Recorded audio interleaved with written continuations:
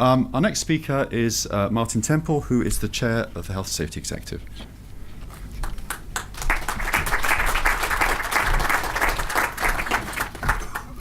Well, thank you, Nick, and good afternoon, ladies and gentlemen, and thank you for giving me the opportunity to speak to you today.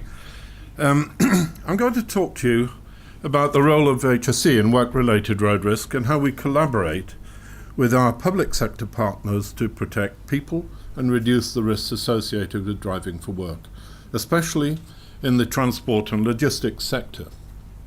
First, I want to mention the bigger picture. The statistics for deaths, injuries and ill health in some way are remarkable and in other ways quite distressing. The statistics for Great Britain in 2017-18 show that over 1.4 million people suffered from a work-related illness, of which 44% is from stress, anxiety or depression, 35% is from musculoskeletal, and 21% are for other types of illnesses. And just to sort of put it in a picture, this would fill over 1,500 Airbus 380s. The number of injuries occurred at work will fill over 740 trains from Euston to Birmingham. That's 555,000. And of course 144 workers were killed at work. Now, the country has a health and safety record which is the best in the world. But you just imagine the public outcry if people saw these trains and planes together in one place representing these statistics. They just would not accept it. But what's also worrying about those statistics is that they exclude road deaths. The current estimate, and from the previous speaker you can tell that it's unclear, but the general estimate is that there are around 500 work-related road deaths per year. So it shows there's a problem, and more so when injuries are brought into the equation. So that's on top of all those statistics I've already given. Now, road transport, as you know, is at the heart of the British economy, and as we all know, any disruption in the road network has a huge impact for everyone. The sheer scale of road transport is quite staggering. In 2017 in total, vans and lorries on GB roads travelled 68 billion miles in that year. Add to this the 254 billion vehicle miles travelled by cars and 5 billion by other vehicles. The total number of vehicle miles travelled works to about 327 billion miles per year.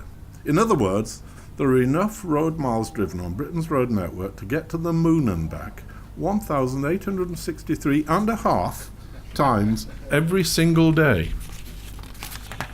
This range and complexity of duty holders all presents a real challenge to the health and safety of our communities. This is why it's not easy for one organisation alone to manage. As you know, the regulation of road transport in all its facets falls to several organisations with overlapping areas of responsibility. HSE, as the national regulator of health and safety, must play a key strategic role in engaging with organisations to bring about sustained compliance and effective control of risk.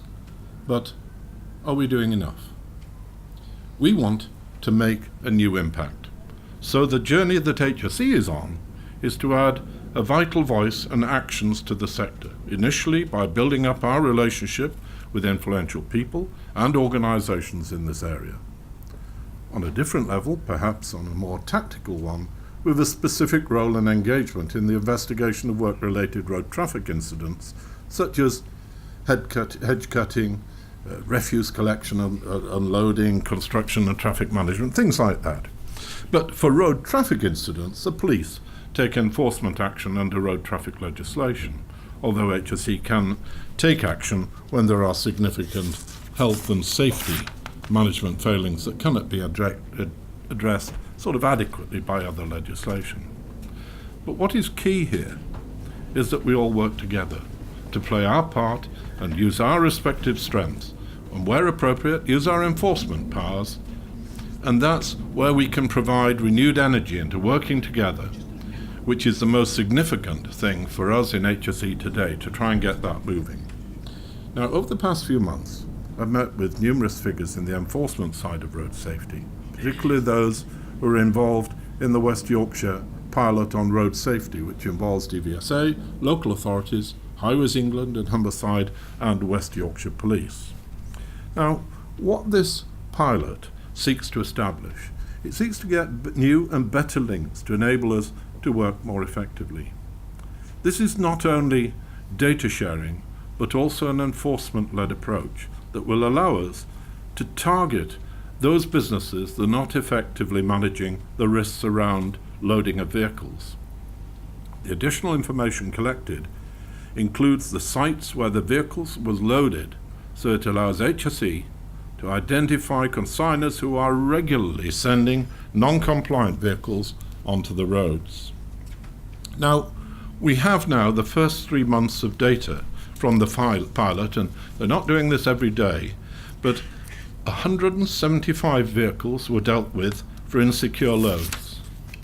Enforcement action included 122 of those vehicles having roadside prohibitions where the load was secured poorly. Now, the most common load defect was no load securing whatsoever on those vehicles. This was the case in nearly half of those 175 vehicles stopped. 1 in 5 had inadequate load securing, which usually meant that just the last row of pallets or bags had been secured, and the rest were unsecured. In one instance, part of the load fell out of the vehicle when the curtain side was taken down and pulled out for inspection and fell on the people involved. So we all know incidents with vehicles shedding loads and non-fatal collisions cause significant delays and disruption on the road network, increasing the pressure on everyone, not just on the logistics industry. Insecure loads create risks for road users and those clearing up the debris on the road, and also those who have to unload it. So what can be done? What can be done? Most injuries result from vehicle movement on public roads. They're not reportable under RIDDOR as suggested, which means we actually do have difficulty collecting the real data about what's going on, hence the work we're doing in West Yorkshire. We have asked the police to make small amendments to their Stats 19 and the crash database, where they record road traffic incidents, to capture that additional information we need to challenge duty holders. I am, however, particularly concerned that on most road-related deaths and injuries, the driver is seen as the person to blame, and they receive the sanctions. And I acknowledge that in some cases this may be the correct decision. This is something I've spoken to about at various events, but I strongly believe that it is not enough to say that the driver is responsible and no one else is.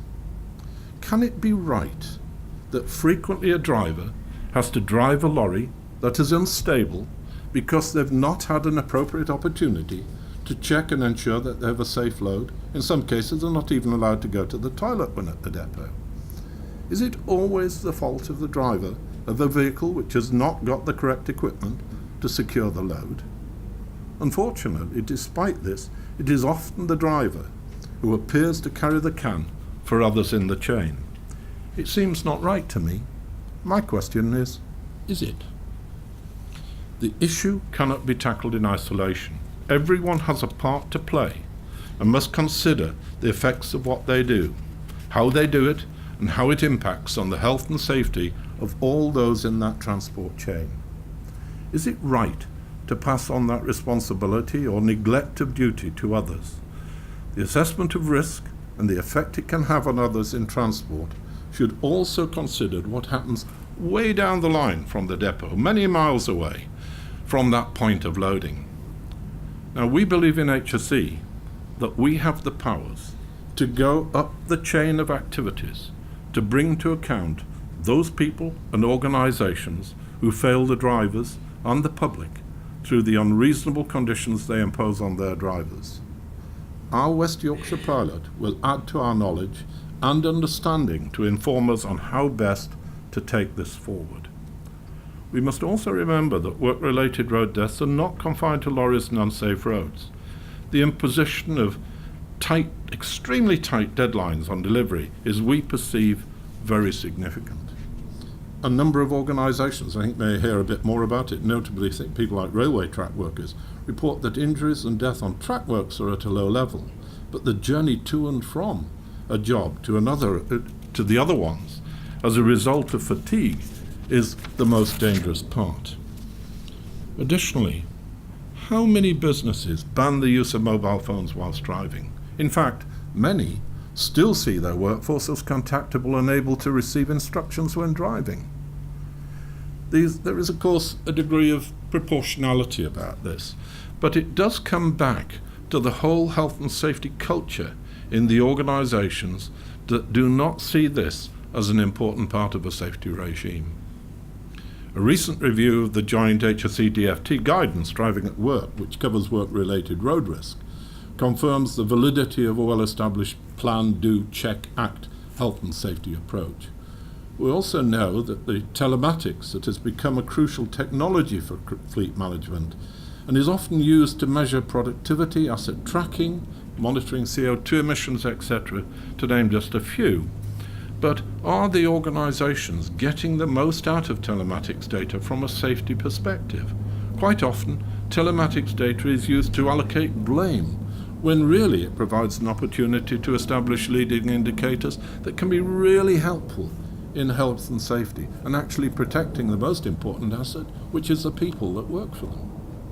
As you will see, health and safety plans for logistics and transport have a strong focus on improving load security and management of overall work-related road risk.